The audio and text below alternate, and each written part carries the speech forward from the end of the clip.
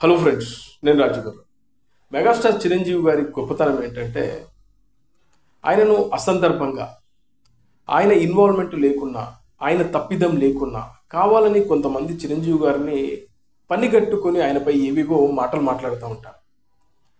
అలాంటి వాళ్ళను కూడా ప్రేమించే మనస్తత్వం అంటే పోనీలే, వాళ్ళు ఏదో తెలుసో తెలియకో మాట్లాడి ఉంటారు, లేదంటే పోనీ ఇవన్నీ మనం ఎందుకు మనసులో పెట్టుకోవాలి, ఇలాంటి వాళ్ళ గురించి అంటే ఇలా తప్పుగా మాట్లాడే వాళ్ళ గురించి, ఇలా టార్గెట్ చేసుకొని మాట్లాడే వాళ్ళ గురించి ఇంకా మన బ్రెయిన్లో ఆ స్పేస్ ఎందుకు ఇవ్వాలి అనుకుని ఆయన వదిలేస్తుంటాడు. అంటే ఎంతటి క్షమించే గుణం అంటే ఎన్నోసార్లు ఆయనను దూషించిన వ్యక్తులను కూడా ఇంటికి పిలిపించి చీరే సారే పెట్టి వాళ్ళతో చాలా ఆప్యాయంగా వ్యవహరించి వాళ్ళను సాగనంపుతాడు.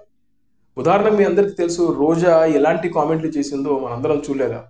అలాంటి రోజాను చిరంజీవి గారు ఆ తర్వాత మళ్ళీ క్షమించేసి పోనీలే అని చెప్పి క్షమించి ఇంటికి పిలిచి చీరే సారే పెట్టి కుటుంబంతో కలిసి భోజనం చేసి హ్యాపీగా మళ్ళీ ఇంటికి పంపించారు.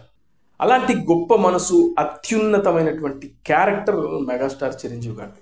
మీ అందరికీ తెలుసు, రామ్ గోపాల్ వర్మ మెగాస్టార్ చిరంజీవి గారిని కానీ, పవన్ కళ్యాణ్ గారిని కానీ, అదేవిధంగా మెగా ఫ్యామిలీ మీద ఎన్ని రకాలుగా ఎన్నోసార్లు ఏవేవో విమర్శలు, ఏవేవో సెటైర్లు, సినిమా ఇండస్ట్రీలో ఈయన వేసినన్ని సర్కాస్టిక్ ట్వీట్స్ మరొకరు వేయలేదు.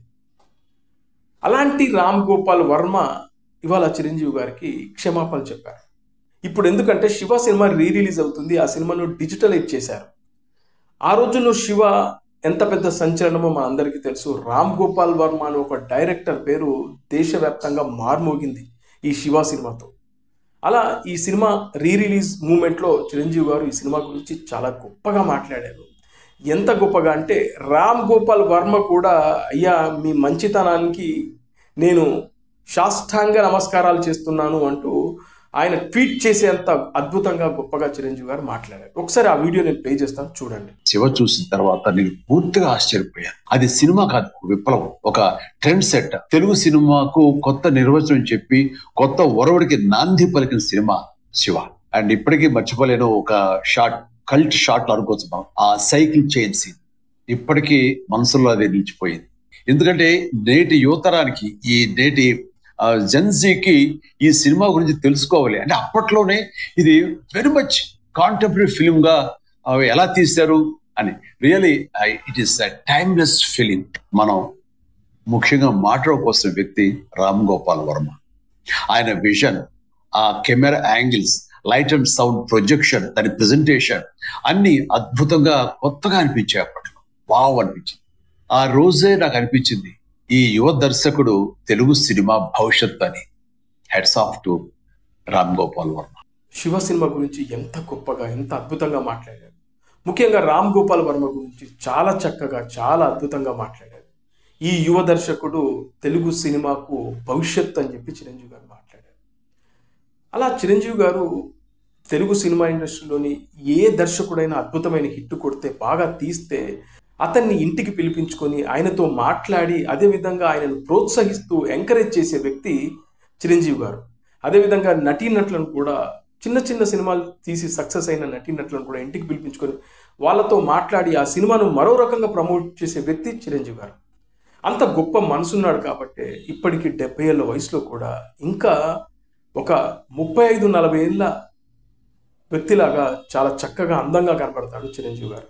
అంటే ఆయన మనసులో ఎలాంటి చెత్త చెదారం, వాడెవడో విమర్శలు చేశాడనో, లేకుంటే ఇతను నా గురించి అప్పుడెప్పుడో తప్పుగా మాట్లాడాడని అవన్నీ బ్రెయిన్లో పెట్టుకోకుండా, అలాంటి వ్యక్తుల గురించి ఆలోచించకుండా ఆయన ఉంటారు కాబట్టే చిరంజీవి గారు ఇప్పటికి కూడా చాలా యంగ్గా, ఫ్రెష్గా కనపడతారు.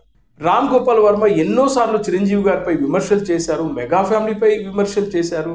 అదేవిధంగా రామ్ చరణ్, పవన్ కళ్యాణ్ గారిని ఇలా అందరిపైన అతను నీచంగా ట్వీట్లు చేసినా కూడా ఇవాళ ఆయన గురించి చాలా గొప్పగా మాట్లాడాడంటే మీరు అర్థం చేసుకోండి ఆయన మనస్తత్వం, ఆయన మనసు, ఆయన వ్యక్తిత్వం ఎంత గొప్పదో. ఇక ఆ తర్వాత రామ్ గోపాల్ వర్మ రియాక్ట్ అయ్యారు, ఒక ట్వీట్ చేశారు.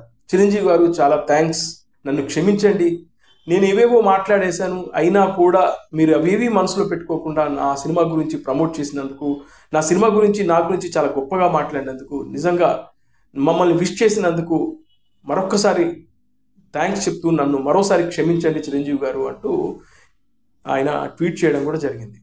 అంటే ఇలా ఎవరైనా చిరంజీవి గారిపై లేనిపోని అభండాలు కానీ లేనిపోని మాటలు మాట్లాడిన వ్యక్తులకు మంచితనంతోనే సమాధానం చెప్తారు. ఆయన మంచితనమే ఆయనకు శ్రీరామ రక్ష. అలా ఇలాంటి వాళ్ళు కూడా ఏదో రోజున చిరంజీవి గారు మమ్మల్ని మన్నించండి, క్షమించండి, మేము తప్పు చేశాము, మాకు తెలుసో తెలియకో పొరపాటు చేసాము, మీ గురించి ఎవడెవడో ఏదో మాట్లాడాడని చెప్పి మేము కూడా రెచ్చిపోయామని చెప్పి చాలామంది అమాంబాపతి గారు కూడా ఇప్పటికీ ఆయన దగ్గరకు వచ్చి నన్ను క్షమించండి అని చెప్పి అనేవాళ్ళు చాలామంది ఉంటారు.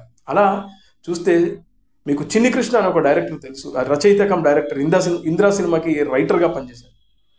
చిరంజీవి గారి గురించి ఏవేవో మాట్లాడాడు. ఎందుకంటే వెనకాల వైఎస్ఆర్సీపీ ఉందని వైసీపీలో జాయిన్ అయిన తర్వాత నీచంగా మాట్లాడి ఆ తర్వాత శాస్త్రంగా నమస్కారం చేసి కాళ్ళ మీద పడి క్షమించండి అన్నయ్య, నేను పొరపాటు చేశాను, తప్పు చేశానని చెప్పి తెలుసుకున్నాడు. అలాగే రామ్ గోపాల్ వర్మ కూడా ఏదో రోజు తెలిసే రోజు వస్తుందని మనం అనుకున్నాం, వచ్చింది. ఇది చాలా